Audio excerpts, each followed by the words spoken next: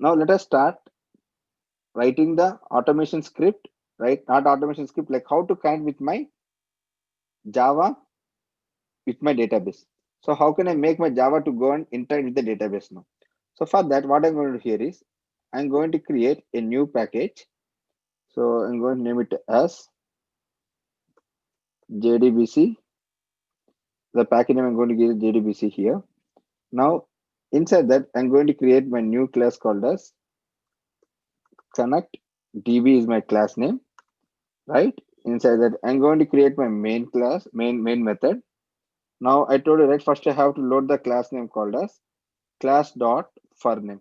So if you want to load any class, how can I load that? I have to use this class dot for name. So then after, what I want to do here is, so I showed you, right, in my previous video, I showed you like how to navigate to this SQL connector. Now if you go back here, we'll be having a driver class. So copy it. So copy the path. So now we have to go copy this path. Now just come here and paste it. So it's too big, right? So from this one, what you want to do here is just go to the last, remove this, just go here, remove this, com dot mysql dot jdbc dot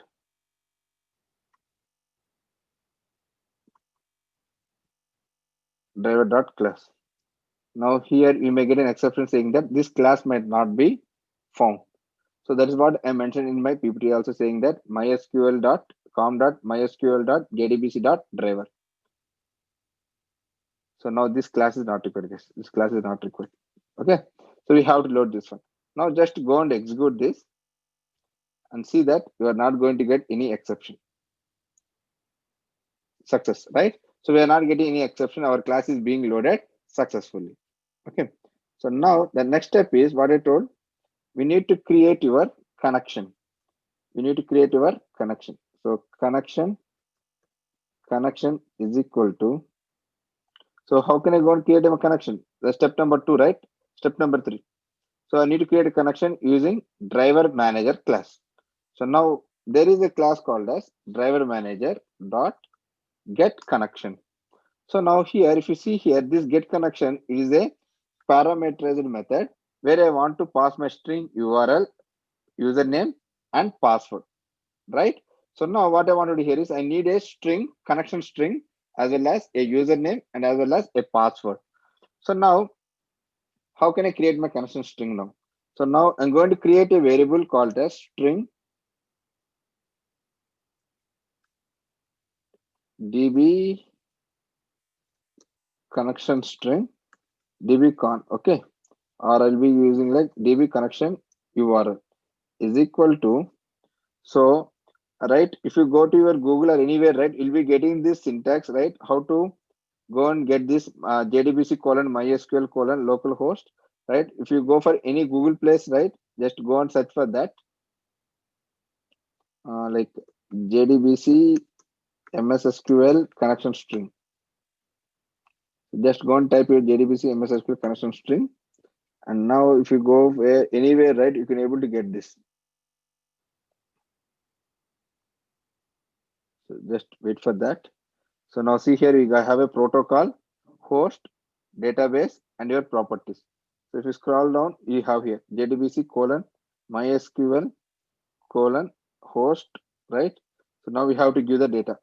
So now what I'm going to do here is I'm going to create my same thing. So what I'll do here is I'll modify this data according to my usage. Okay. So jdbc colon mysql colon localhost. So let me change this one to my localhost because I'm going to run my local system, right? So on the port number, while you guys are going to install your MySQL, right? Automatically by default, your MySQL is going to be installed on the port number called as 3306. So right, I'm going to use my 3306. Okay. Now this is the place where you want to give your database. This is the place where you want to create your database. Now let me go and create a database that is going to help me to insert the data. Okay. So now I'm going to show you how to create your database in your MySQL. Okay.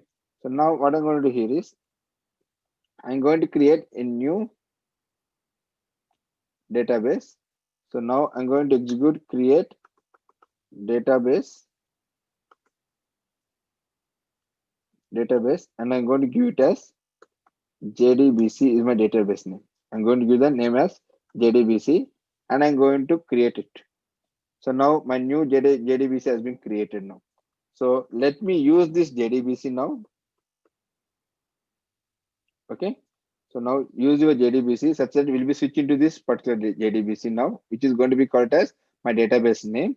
Now here I'm going to create a table. Create table. So the table name is called as employee. Create table employee. So where I'm going to have the field names as ID of type int, and I'm going to have name as a field, which is going to be called as varchar of 55 characters I would like to give, and I would like to give the place of, again it is going to be type of my varchar, and I'm going to use my 55 characters there also, and then my salary. So again I'm going to give it as my integer there. Okay. So now I'm going to create a table with these particular fields here. So let me go and execute this, right? Now I want to see whether the tables are created or not. Show tables. Okay. So let me end it properly. So now this query is going to show me like what are the tables that are available. So here, if you come and see here, the table that whatever you created employee, right? It is been created. So let us see like is there any data available or not. Select star from employee. So now if I execute this, what will happen here? I can able to see a table with different columns, ID, name, place, and salary. So here we don't have any data. Now I would like to insert some data into this database. So that I'm going to write a query like insert into what is the table name? Employee. So values.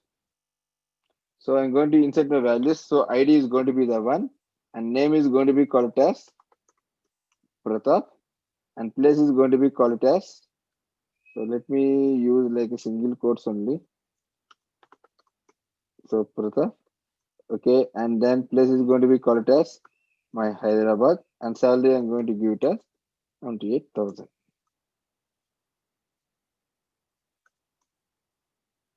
Okay, now let me select this and let me run this. Now let me go back and see whether the data is inserted correctly or not. I should be able to see like one Pratap Hyderabad 78,000. So now we created a database, we created a table, and we inserted the data also into the database.